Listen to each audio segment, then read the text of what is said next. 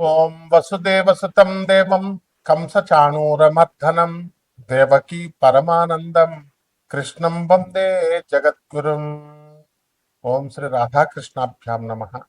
కృష్ణం వందే జగద్గురుం, అర్జునం వందే జగదేకబిందుం. ఇప్పుడు మనకి త్వరలో గురుడు రేవతి నక్షత్రంలో మారబోతున్నాడు. ఎక్కడి నుంచి? మనకి ఉత్తరాభద్ర నక్షత్రంలో మీనరాశిలోనే ఉంటూ ఎప్పటి నుంచి అంటే మే 17, 2026 సంవత్సరం నుంచి రేవతి నక్షత్రంలోకి మారబోతున్నాడు. మరి ఈ మార్పు వల్ల ఏం జరుగుతుందంటే ఎప్పటి వరకు ఉంటాడండి అంటే అక్టోబర్ 9, 2026 సంవత్సరం వరకు ఉంటాడు. ఒక సిగ్నిఫికెంట్ 29-year కార్మిక్ సైకిల్ ని మీకు ఇవ్వబోతున్నాడు అనమాట. ఆ తర్వాత మనకి ఈ మార్పు వల్ల మనకి సాటర్న్, ఈ శని ఈ రేవతి నక్షత్రంలోకి మారడం వల్ల ఫైనాలిటీ వస్తుంది మీకు.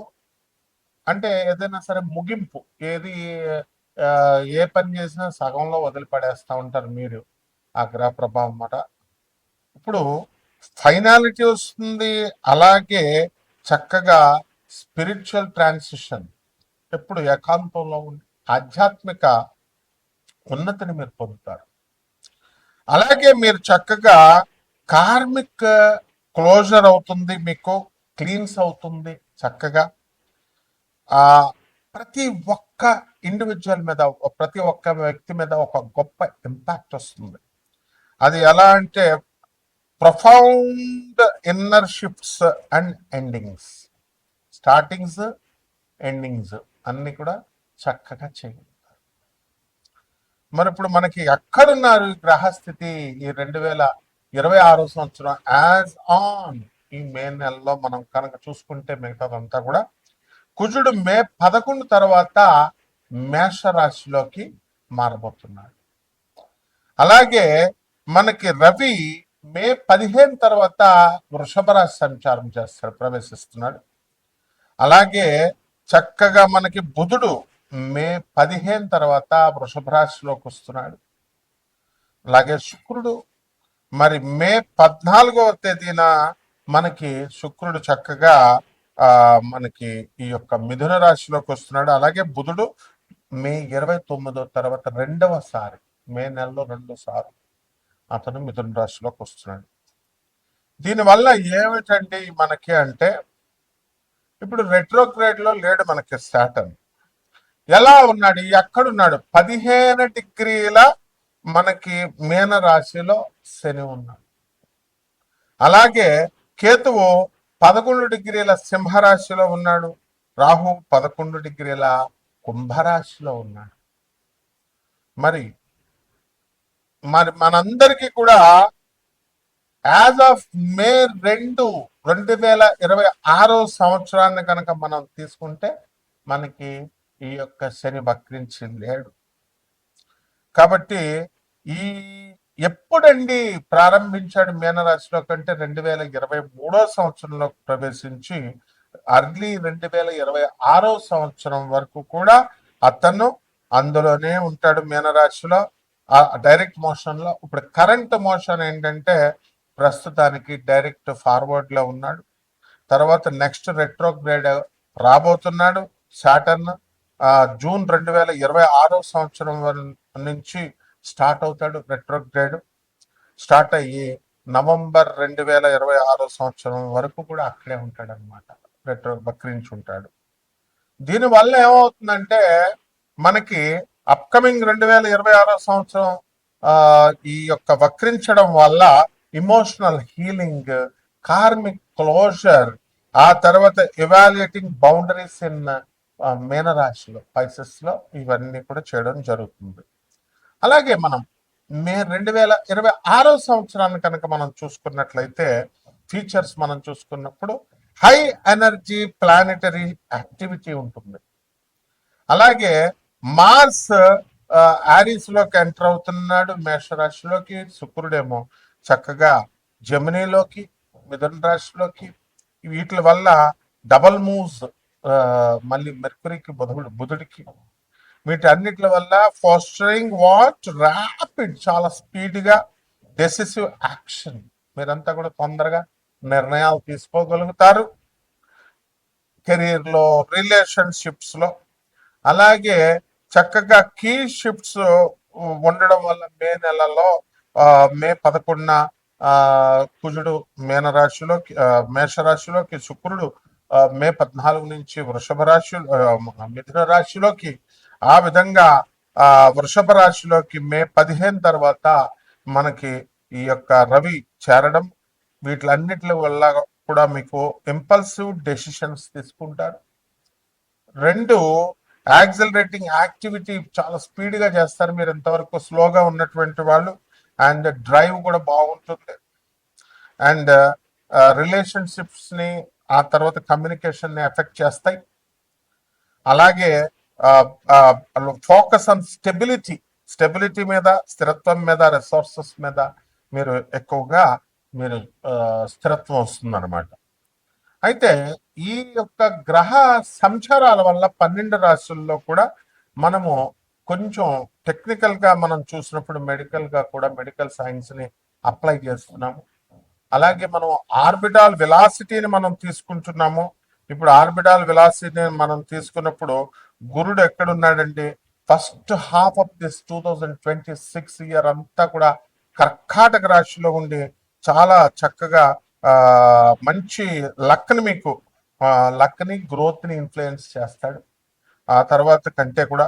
అలాగే శని, నెప్ట్యూన్ మనం తీసుకున్నప్పుడు ఈ పొజిషన్స్ అన్ని కూడా చక్కగా స్ట్రక్చర్డ్ యాక్షన్ ఉంటుంది, అండ్ మెయింటైనింగ్ డిసిప్లిన్ ఉంటుంది. ఇవన్నీ కూడా వస్తాయన్నమాట. దీనివల్ల మనకి అంతేకాకుండా మనకి అనారోగ్యాలు ఉంటాయి. మానవుడు అన్న తర్వాత రోగాలు అనేటటువంటి కామన్ అండి. సో కొన్ని రాశుల వారికి ప్రత్యేకించి ఇది కోటాను మందికి కామన్ ప్లాట్ఫామ్ మీద మనం చెబుతున్నాం కాబట్టి అందరికీ అలాగే జరగాలని లేదు, బట్ ఇన్ జనరల్ జరుగుతుంది. మీరు వ్యక్తిగతంగా తెలుసుకోవాలంటే వ్యక్తిగత జాతకంలో చూస్తే మనకి ఏ రోగాలు వస్తాయి, ఎలా వస్తాయి అనేది తెలుస్తుంది. ఇన్ జనరల్ ఈ కాంబినేషన్స్ వల్ల హ్యూమన్ పాపిలోమా వైరస్ వస్తుంది, హెచ్పివి అనడానికి కొంతమందికి. అలాగే ఇది చాలా హైలీ కాంటాజియస్ అనమాట. తర్వాత ఇది కామన్గా ఇది సెక్షువల్లీ ట్రాన్స్మిటెడ్ డిజీజ్ అనమాట. హెచ్ఐవి, గనేరియా, సిఫిలిస్ ఇలాంటి వ్యాధుల్లాగా, మరి ఎయిడ్స్ అట్లాగా. సో ఇటువంటి వెనీరియల్ డిసీజెస్ అంటాం వీటిని. సో ఇటువంటి ఇన్ఫెక్షన్ అనేటటువంటిది ఇట్ ఎఫెక్ట్స్ అనమాట స్కిన్ని, ఆ తర్వాత మ్యూకోసల్ సెల్స్ని. నెక్స్ట్ దగ్గరగా విత్ నియర్లీ అన్ని కూడా సెక్సువల్లీ యాక్టివ్ పీపుల్ ఎవరైతే ఉంటారో అటువంటి వాళ్ళకి కాంట్రాక్టింగ్ ఇట్ అట్ సమ్ పాయింట్లో తగలడానికి అవకాశాలు ఉంటాయి. కాబట్టి ఈ విషయాల్లో మాత్రం చాలా స్ట్రిక్ట్గా జాగ్రత్తగా ఉండండి. అండ్ చాలా ఇన్ఫెక్షన్స్, ఇక మిగతా కొన్ని రకాల ఇన్ఫెక్షన్స్ వస్తాయి, ఈ ఇన్ఫెక్షన్ కాకుండా వీటికి అన్ని కూడా సిమ్టమ్స్ ఉండవు ఇవన్నీ కూడా. సో వాటిలంతటికి అవే రిజాల్వింగ్ ఆన్ దర్ ఓన్, వాటిలంతటికి అవే సాల్వ్ అయిపోతాయి.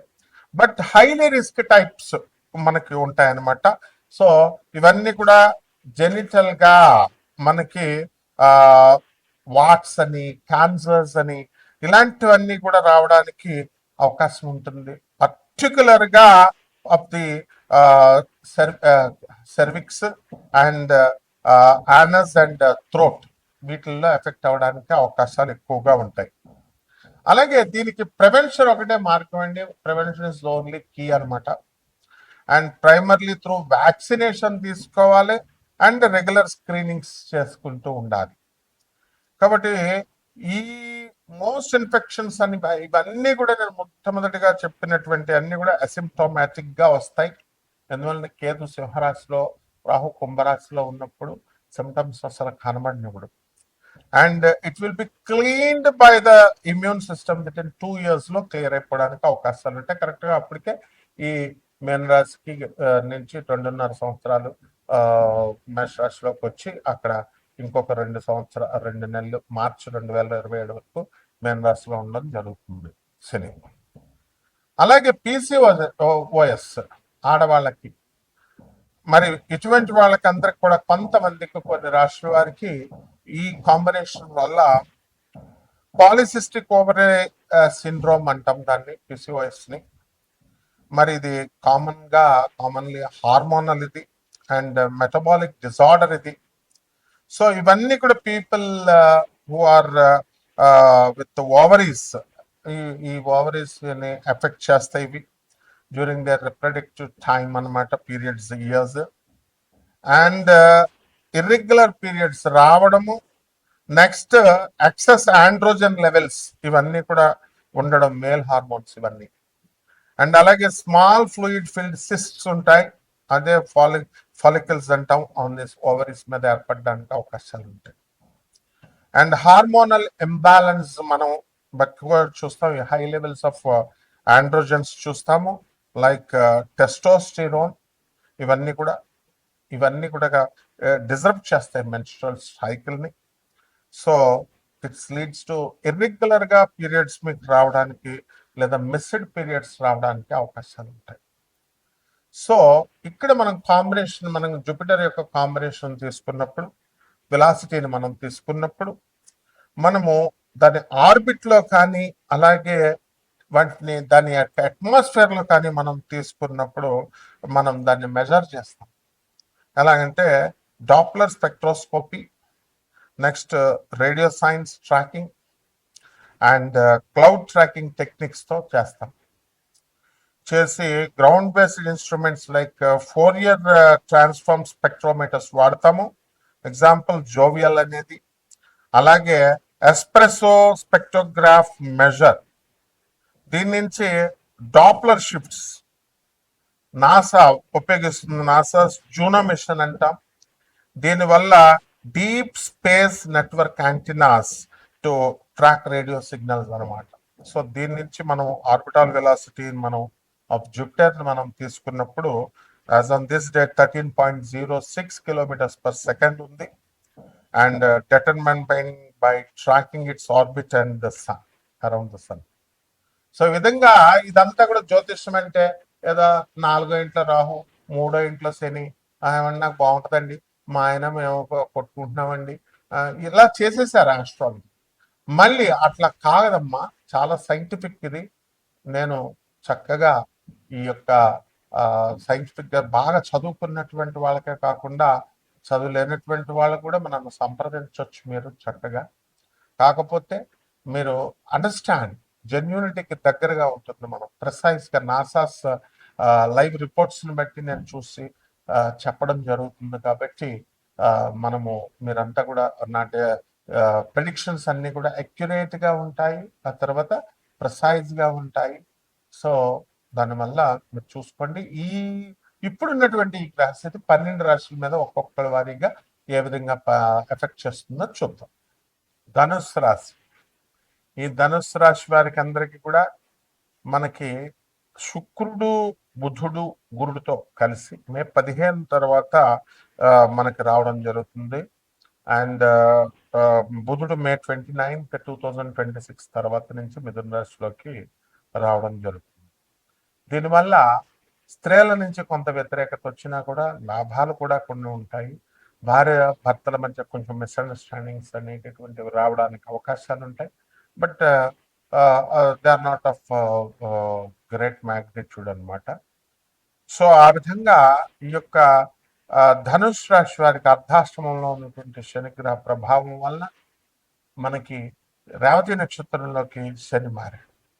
కాబట్టి కుటుంబంలో కొన్ని కలతలు ఇలాంటివన్నీ కూడా గతంలో ఉన్నాయి, ఇప్పుడు కొంచెం తగ్గి కుటుంబంలో మనశ్శాంతి అనేటటువంటిది వస్తుంది. అండ్ విద్యలో కూడా విఘ్నాలు లేకుండా కొంచెం ముందుకు బాగా వెళ్తారు, చక్కగా చదువులో రాణిస్తారు. అండ్ ఈ యొక్క రాహువు కుంభరాశిలో ఉన్నటువంటి కారణంగా చక్కగా మీరంతా కూడా మనకి రాహు గ్రహం విదేశాలకు సంబంధించినటువంటి వ్యవహారాలు మీరు ముందుకు వెళ్తారు. ఎక్స్పోర్ట్స్ ఇంపోర్ట్స్ బిజినెస్ లో మీరు సాధిస్తారు. అండ్ బొటిక్స్, డిపార్ట్మెంటల్ స్టోర్స్ బట్టల షాపులు, హాస్టల్స్ ఇలాంటి బిజినెస్లన్నీ కూడా బ్రహ్మాండంగా ఉంటాయి. అండ్ సాఫ్ట్వేర్ ఉద్యోగాల్లో ఉన్నటువంటి వాళ్ళు ఎవరైతే ఉద్యోగాలు పోయినాయో అటువంటి వాళ్ళకి కాస్త రావడానికి అవకాశాలు ఉంటాయి. అండ్ ఈ రాశి వారికి అందరికీ కూడా మనకి ధనుసు రాశి వారు చాలా కోట్ల రూపాయలు తీసుకొచ్చి వ్యాపారాల్లో పెట్టుబడులు పెట్టారు. అటువంటి వాళ్ళకి కొంచెం ముందుకు వెళుతుంది, రియల్ ఎస్టేట్ ముందుకు వెళుతుంది. పరిహారాలు ఏం చేసుకోవాలంటే ఈ యొక్క శని జపం చేయండి, శని స్తోత్రాలు చదవండి, శనికి కిలోంపావు నల్ల నువ్వుని నల్లని వస్త్రాన్ని పేద బ్రాహ్మణులకి శనివారం నాడు ఉదయం 8 గంటలకు దానం చేసుకోండి. దశ మహావిద్యల్లో ఒకటైనటువంటి మహాకాళి అమ్మవారి యొక్క హోమాన్ని కానీ, ఆమె యొక్క మంత్ర జపాన్ని కానీ, కాలభైరవ మంత్ర జపాన్ని కానీ చేసుకోవడం ద్వారా బ్రహ్మాండంగా మీకు ఉంటుంది. అలాగే రావి చెట్టుకి నీళ్లు పోసి ఆ రావి చెట్టు చుట్టూ ప్రదక్షిణాలు చేసుకోవాలి. డిఫారెస్టేషన్ చేయకూడదు, మొక్కలకు నీళ్లు బాగా వేసి పెంచాలి. ఈ విధంగా చేసినట్లయితే బ్రహ్మాండంగా ఉంటుంది. శుభమస్తు.